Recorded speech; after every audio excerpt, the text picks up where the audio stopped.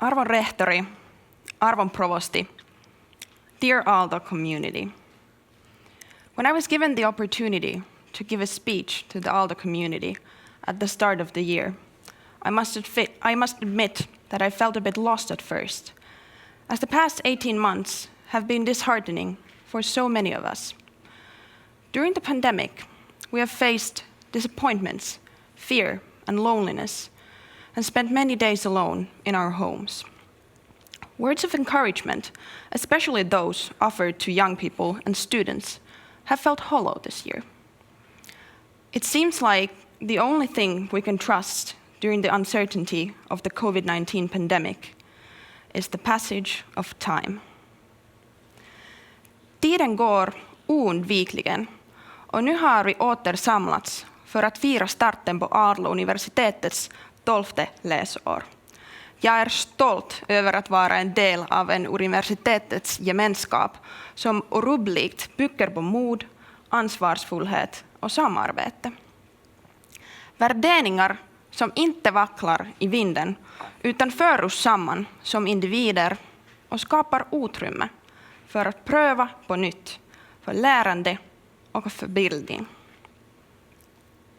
Aalto-yliopiston vahvuus on sen omaleimainen tieteen, taiteen, teknologian ja talouden kirjo. Haluan kuitenkin alleviivata, että opiskelijoille yliopiston merkitys ei kuitenkaan rajoitu luentosaleihin, Zoom-harjoituksiin ja korkeakoulutuksen hankkimiseen. Monelle opiskelijalle yliopisto on elämämme tärkein psykososiaalinen kehys. Aalto on paikka, jossa on lupa yrittää ja epäonnistua, yrittää uudestaan ja harjoitella pyytämään apua. Paikka, missä ystävystyä, rakastua, pettyä, oppia sietämään epävarmuutta. Kohtaamiset luovat aallon. Meillä ei ole varaa siiloutua omiksi osajoukoiksemme, vaan kurottaa jatkuvasti kohti toisia ihmisiä ja uusia oivalluksia. Sinä uusi tai vanha aaltolainen, opiskelija, tutkija, professori, joka kotisohvaltasi seuraat lukuvuoden alkua. Näen turhautumisesi ja tuskasi koronan tuomien mullistusten edessä. Tiedä kuitenkin tämä. Ennen koronaa, koronan aikana ja vielä koronan jälkeenkin me olemme kaikki omine erilaisuuksinemme ja erilaisine elämäntilanteinemme silti aaltolaisia ja aaltolaisuudessamme yhtä. Budskapet jag vill förmedla till hela Aalto-gemenskapen är att vi ska stanna vid friheten som en ny start erbjuder oss.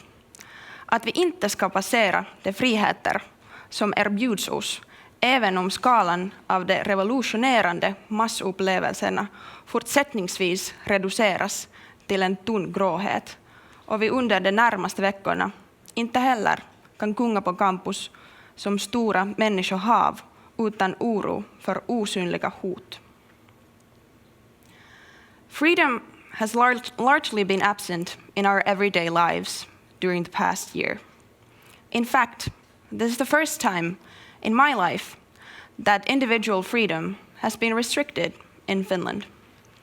However, freedom can be measured in many ways, on many scales.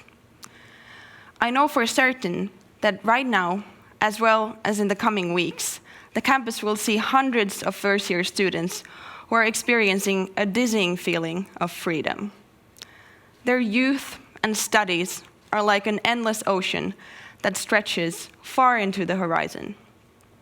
The rest of us, returning to study and work at the campus, must also find our own measure of freedom, although the places where we may find it might not seem obvious at first.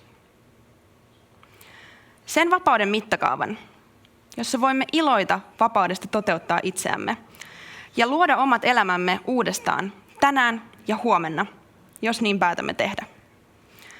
Vapaus valita harrastukset ja opinnot. Vapaus olla seuraamatta muiden mallia, vaan tehdä elämästä juuri oman näköinen. Vapaus määritellä, millaista on oma opiskeluaika ja milloin se on ollut hyvää. Vapautta ottaa itselle aikaa, vapaus olla suorittamatta. Vapaus olla armollinen itselleen ja muille. Vapaus valita, millaisen lisän tuomme itse Aalto-yhteisöön.